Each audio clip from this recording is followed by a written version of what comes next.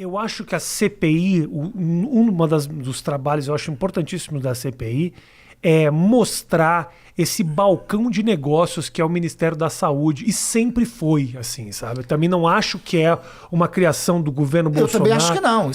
Isso aí, ó, tem tempo. Eu fazia muita matéria do CQC lá em Brasília e tal.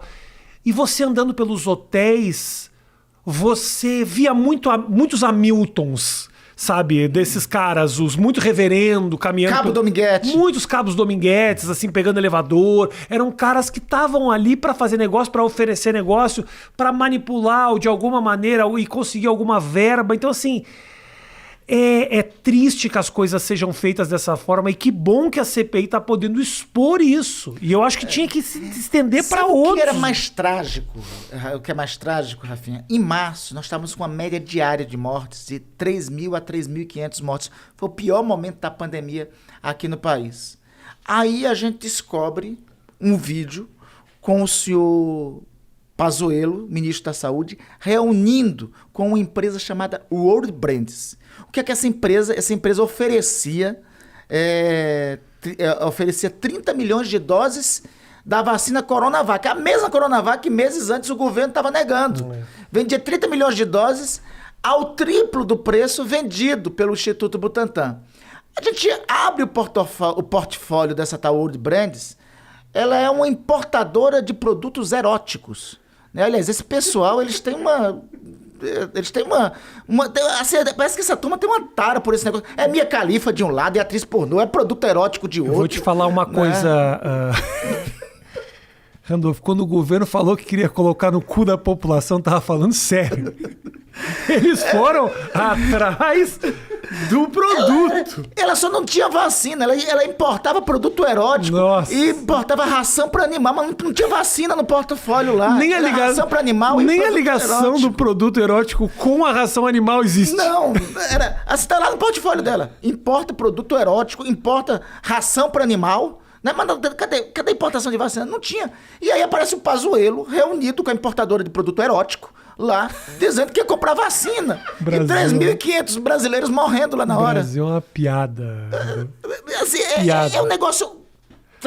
se não fosse trágico, seria cômico. Esse né? governo é uma piada. Se não fosse trágico, seria cômico. E assim, 3.500 pessoas morrendo e os caras reunindo com... É muito absurdo. A história toda foi muito absurda. Para pra pensar as coisas óbvias que aconteceram na cara da população. Isso são manobras escondidas de vídeos que vazaram e tal.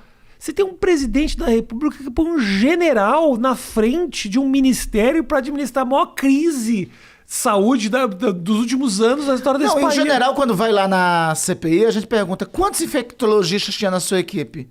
E ele responde que não tinha. Mas infectologista é básico, meu amigo. Você precisava de um infectologista. Ah, sim. Aí depois que o general sai, contratam, assim, chamam o infectologista, finalmente. Doutora Luana Araújo, né? Ela não chega a ser nomeada, porque ela começa a falar contra a hidroxicloroquina, ela começa a falar em função da ciência, né? Ela não chega... Claramente, o Palácio do Planalto chegou... O ministro Marcelo Queiroga a chamou, né? Mandou lá para a Casa Civil, o presidente da República olhou e disse: ela é contra a hidroxicloroquina, tá ok? Ela é contra a hidroxicloroquina, ela é a favor de vacina, tá ok? É comunista. Descarta lá, não nomeia ela não. E foi vetada. Não duvido. E foi vetada a doutora Luana Araújo, uma infectologista reconhecida, poderia inclusive ajudar em muito o Ministério da Saúde no enfrentamento da pandemia, e foi simplesmente vetada. Hoje a gente está com a vacinação acelerada.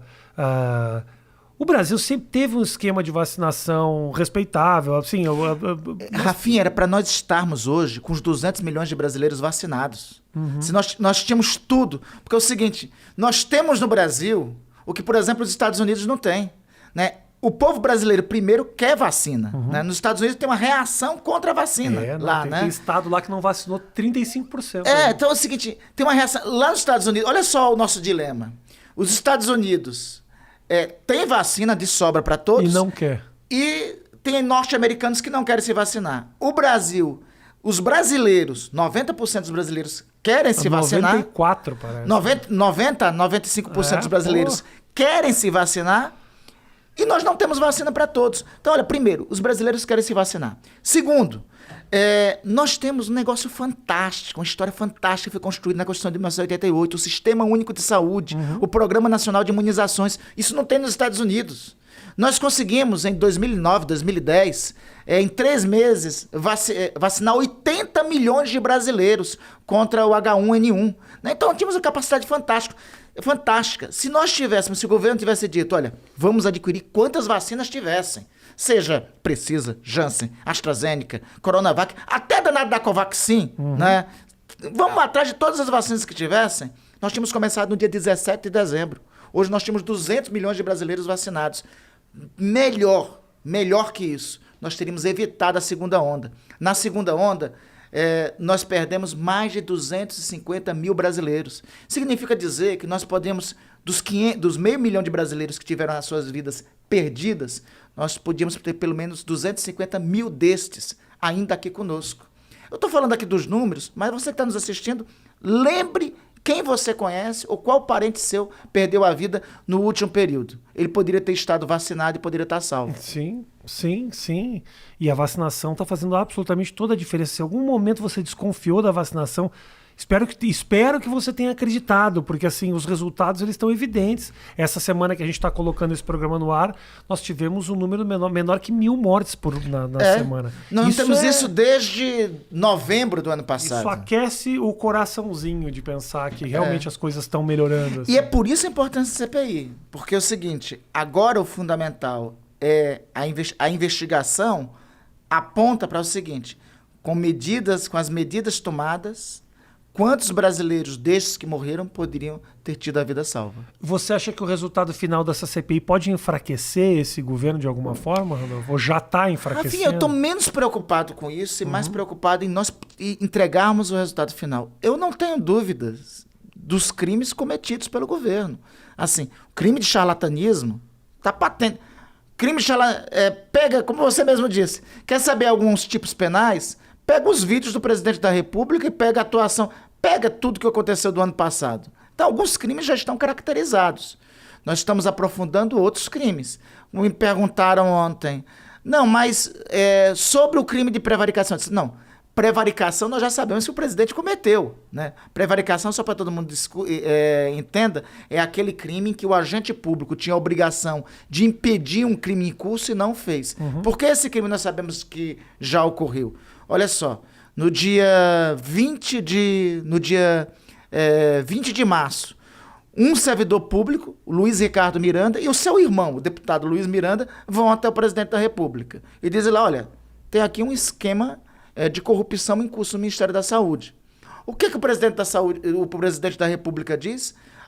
Ele disse primeiro o seguinte, isso aí é rolo do Ricardo Barros, que é o líder do governo dele na Câmara. Né? Isso é rolo do Ricardo Barros. Pode deixar que eu vou tomar providências. Ele toma providência? Não, essa semana o Pazuello foi depor. Ele achou que não era grave o suficiente para fazer alguma coisa. Aí o Pazuello vai depor lá na Polícia Federal, aí diz, não, eu tomei providências informal. Mas que providências informal, o cara pálida? Qual o processo administrativo que você pediu para ser instaurado? Mandei um WhatsApp com vários emojis putaço. Mandei o diabinho, aquele vermelhinho aqui. E aí aí se ele não se ligou... Vocês para com isso, olha o diabinho aqui que eu tô mandando. Eu fiz alguma coisa, gente. Aí o tal do inquérito da Polícia Federal surge. Quando? Depois que a CPI identifica, né? Então, o presidente da República tinha a obrigação de impedir o crime que estava em curso. Ele não impede o crime em curso. Então, o crime de prevaricação, nós temos certeza que ocorreu.